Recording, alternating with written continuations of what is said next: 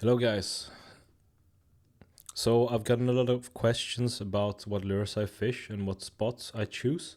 So before I can show you my lure setup, I thought let's go over the fundamentals on how I think while I'm fishing, why I do this, and how you can apply it to your own fishing as well. And in this video, everything will be focused on lure choices with regards to how Malmö Canal works and from my perspective. There are conditions that you can control and conditions that you cannot control. And the conditions that you cannot control is the season, the weather, wind, water visibility, water temperature, and maybe daylight. All of this will affect where the fish are, but also how deep they are and how their behavior is towards your lure.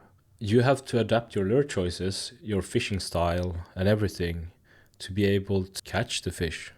Okay, so stuff you can actually control. We're going to talk about lures, but I'm just going to drop it in here. You can actually control where you're fishing. If you're on the wrong spot where there's no fish, well, you're probably not going to catch anything. However, this is a hard thing to measure or master. You can't see below the surface, so you're just always making educated guesses on where the fish are. You can use history to be able to triangulate or deduce where you think the fish are, but it's not guaranteed unless you have some kind of live scope, but it's not something you bring to the canals. Right, another thing that you can control is your gear, so you can actually bring other fishing gear. However, I commute to Malmö, so I usually bring one rod and a net. Sometimes I bring two, but I think it's quite clunky to walk around with two rods, so I bring mostly one rod.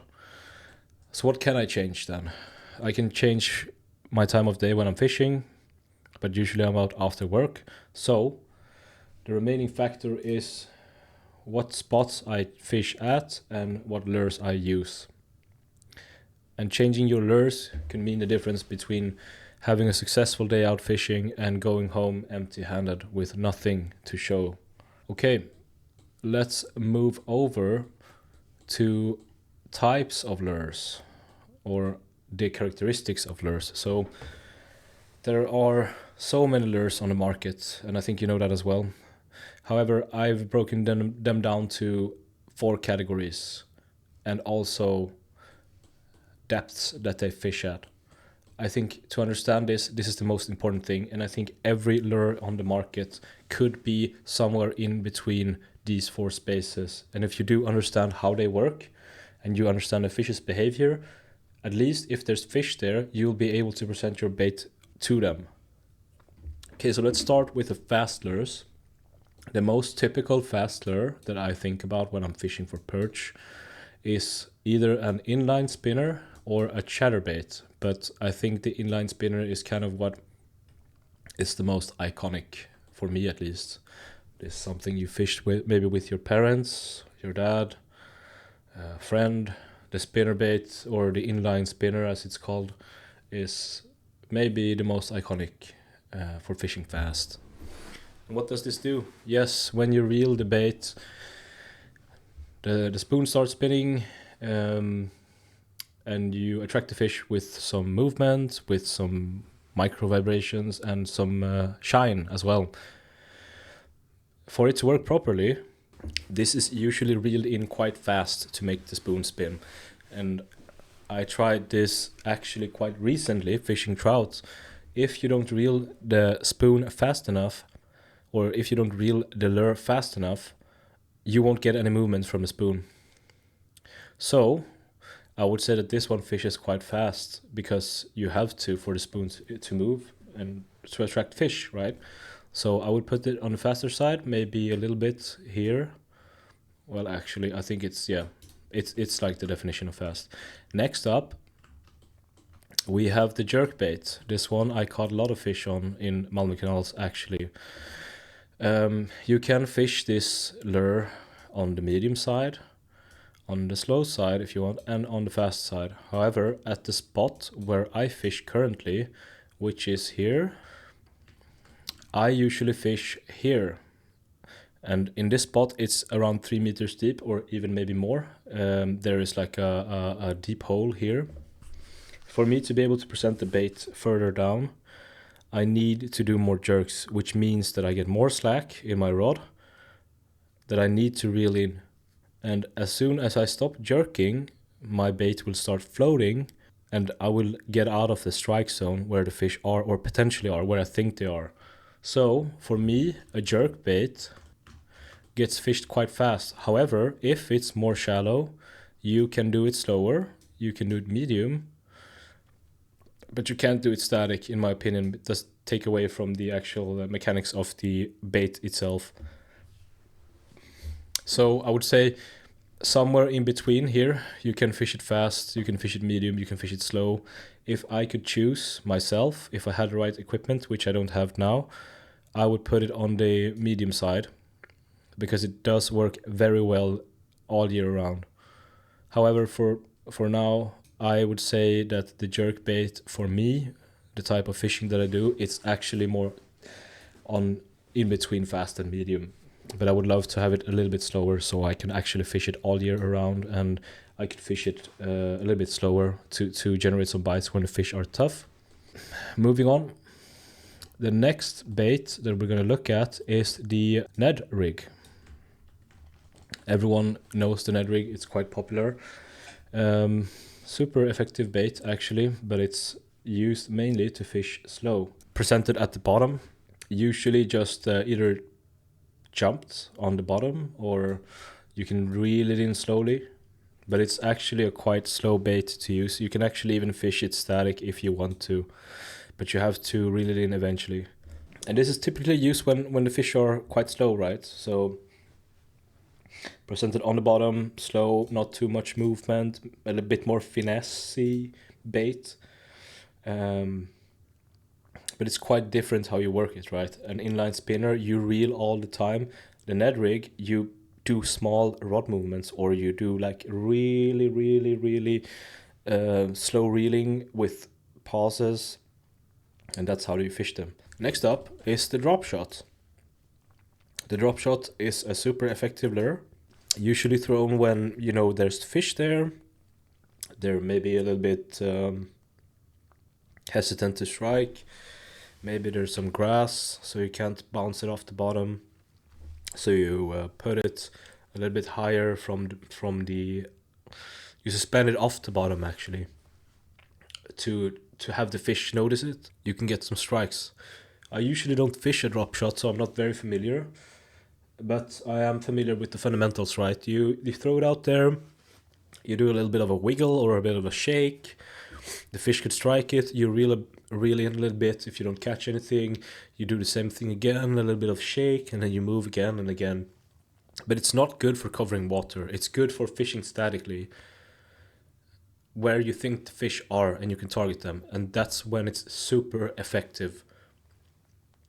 Also take a note that the drop shot is less effective when you throw it far. Actually, it's better if you can just vertically jig it. However, we're not going to talk about that today. Alright, so for the last bait, it's the jig. This is the bait that I actually prefer to fish always, and I usually start with the jig actually. Why I think it's so good and why I always fish with it, it's because it's so versatile. You can fish a jig fast, you can reel it in pretty fast, and you have the paddle move very attractively, attract some fish. You can do it medium pace. You can reel it slowly, have it bounce down the bottom, maybe twitch it up a little bit, have it fall down, reel in a little bit, make it move, in this manner. Or you can do it fast, like this.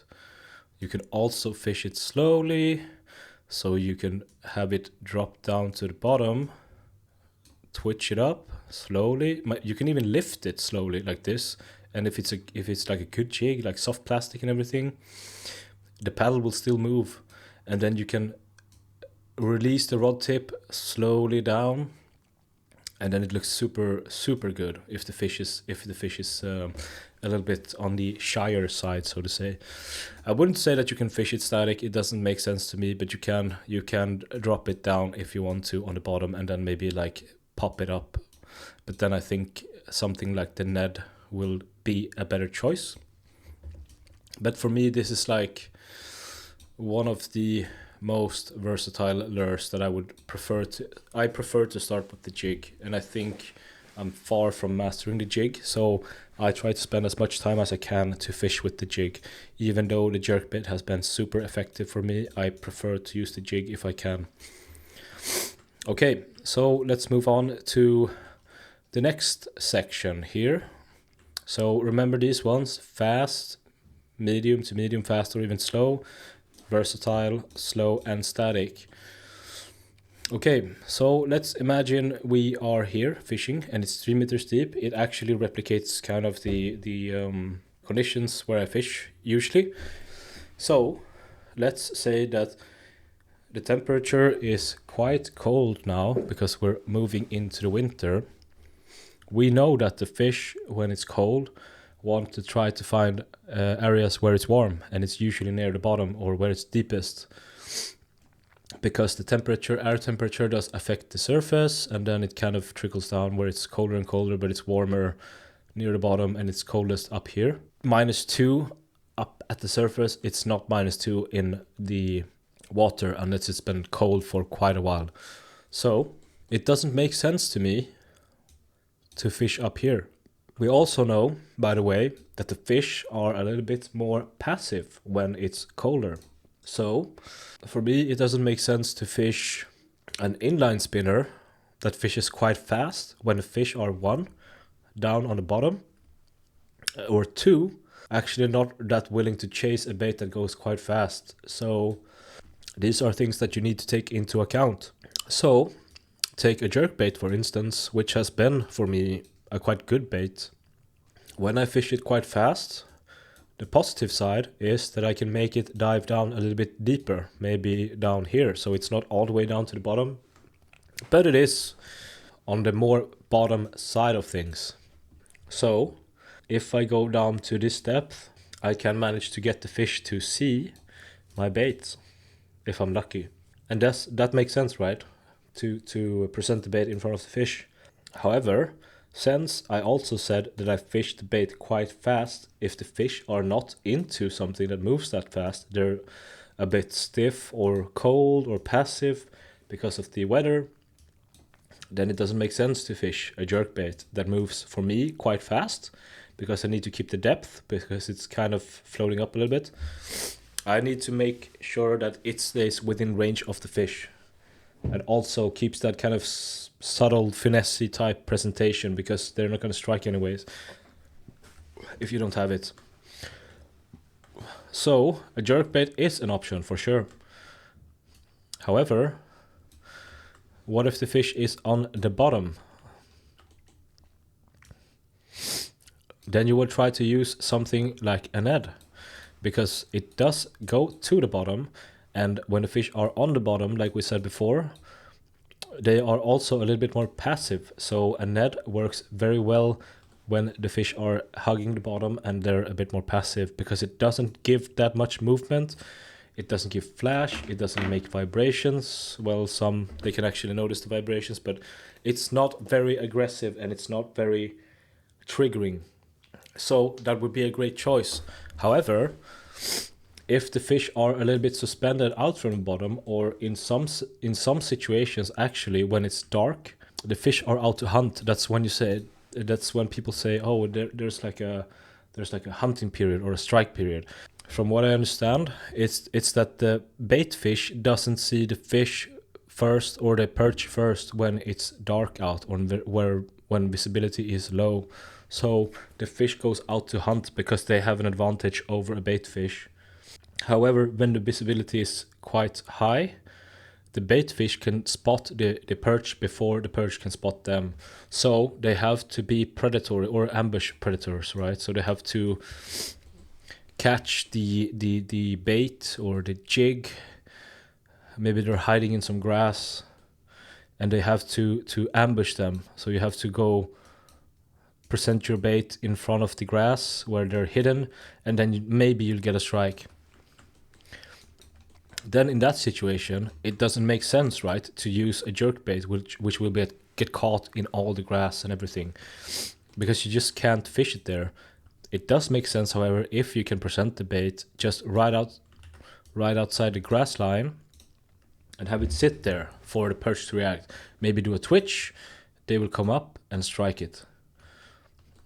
However, in most scenarios when I fish, if they're hidden here, I'll try to go for something more finessey, to be just right outside this strike zone.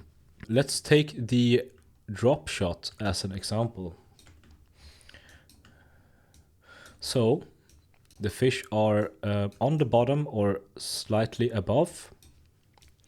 If you have a drop shot that could be presented, let's say it's super big, but doesn't matter. If the drop shot can be presented just off the bottom, we're not getting stuck in the grass, and it's not kind of hidden in the grass like this. Oh. The fish or the perch can clearly spot where the drop shot is. That's why it's so effective if you can locate the fish. You don't get snagged in the grass. They can see clearly, and it's static, also looks injured. So it's like a free meal for them. That's why the drop shot is so effective. However, if you're throwing a drop shot here and the fish are here, it's going to take you way longer to move it all the way over here. Take, for instance, inline spinner, for example. Let's say you're so good at fishing the inline spinner, you can control the depth like no one's seen before. You drop it down, goes down here, and then you swim it like this. Then you can fish off all this surface where you could potentially have perch in a shorter amount of time than with the drop shot. That's why you usually say that it's not good for covering a lot of water. And I think this is what it means, right? To have a drop shot move all this way takes some time. An inline spinner can do it in a short amount of time. However, a drop shot, if the fish is slow, will attract more bites than if you're using an inline spinner and they don't really want to use the energy to react to what you're doing. Okay, in order to be successful when you're fishing, you have to understand, firstly, what type of mood is the fish in, where are they located in the water mass, and how are you supposed to target them. These lures are like examples of the main categories, so to say, and these are really popular lures. But take, for instance, let's say you know where the fish are. Instead of using a drop shot, you can actually use a wacky worm that falls down like this. You can also use a jig that is rigged offset with no weight to just drop down to get the fish. However, these are just nuances that are indeed effective, but more details of understanding what the different types of lure does. A jerkbait, it's very effective because it does trigger fish with their reactions. However, the drawbacks is that they cannot fish on the bottom or near structure where there's grass and rocks, maybe a fucking e-bike. It needs to be fished outside the actual vegetation or structure, but close enough for the fish to see them. The big pro of a jerkbait is that it can actually be fished quite slow, statically or like slowly, so the fish can see them. You can take long pauses. You can cover quite a lot of water with jerkbait as well. You can move it in ways that kind of fit your needs if you know how to rig it correctly as well. So that's why it's so effective. However, like I said, if there's structure here, it doesn't make sense to fish. Even if you can hit the bottom, it doesn't make sense to fish 6 hooks, 6 potential points where you can get snagged. For me, it doesn't for sure. Because a jerkbait, if I lose like a soft plastic, it doesn't really matter. But I lose my jerkbait, it's quite a big spend that I have to do to get a new one. So to get closer to the bottom, I'll rather use a jig. So locating where the fish are, understanding what type of speed they want on the bait. Do they want fast, medium, slow, or static? That's important. Where should you present this bait? On the bottom, middle, or at the surface? Something to bring with you, from what I understand, is that if the fish are on the bottom, more subtle presentations. Drop shot, Ned, maybe a jig, slowly fish jig though. If the fish are closer to the surface, you can go aggressive. You can use the jerkbait, fishing fast jerkbaits. You can use a chatterbait. You can use an inline spinner if you want. These are all really good options. So you have to adapt your fishing out of the circumstances presented to you. So in my last video, I had a really slow day of fishing. I actually started with a jig like I usually do. I fished the water here, but because the jig is quite light, I don't really feel if I hit the bottom or what I'm doing. And also there's some currents, right? So I'm getting thrown off. So I thought that maybe the jig is not that good, or the fish, because it's winter now and the fish are usually where it's warmer, like I said. So maybe the fish are on the bottom. I maybe need to present something close to the bottom and also where they're not too active, so something a little bit more subtle. So I used a net rig. Maybe I bounced it a little bit like this. It does take some time to actually fish a net rig. Had a strike. Tried it again, so a few more casts. Didn't get a bite. Then I thought maybe either there's no fish on his spot, but I wasn't into switching my spots. So my next theory then was that maybe they're a bit suspended off the bottom. What I do is that I throw like a jerkbait, right? I know there's no vegetation here, so I can fish a jerkbait safely. I throw it down here, make a few jerks, but since I didn't catch anything or had no bites, either the fish are not here, or I'm fishing a bit too aggressively and they don't want to strike because it's too much energy for them to go for the attack. So my last resort here, I would never throw like a spinnerbait because it's way too cool. But my last resort here was to size down. So what I did, I threw a jig, a small jig. I let it drop down to the bottom. I didn't do anything. I just let it go. The current would take me to the fish, was my hypothesis. It would take me to the fish. Perch usually doesn't like very rapid water. So it would take me down to the fish where it's less rapid because that's where I think the perch wants to strike. And then I just slowly reel it in as slow as I can. So I kind of like went like this. And then eventually I got a strike. And I did this because one, smaller jigs don't get stuck as easily in grass.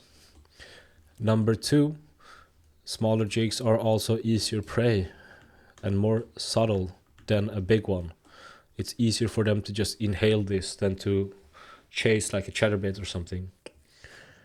However, if I didn't catch anything here, I would just stop fishing because I understand that either I'm doing something wrong or there's no fish here. But then there's no real use of staying.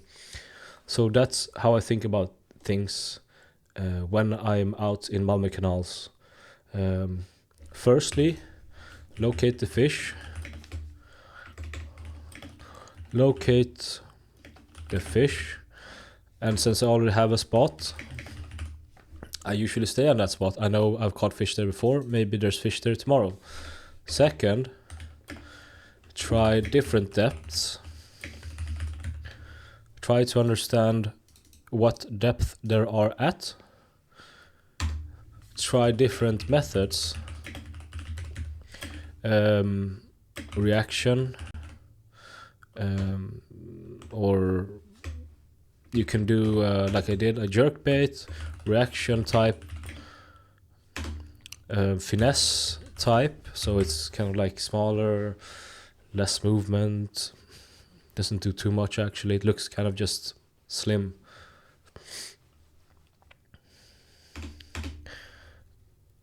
For I think it's try sizing down.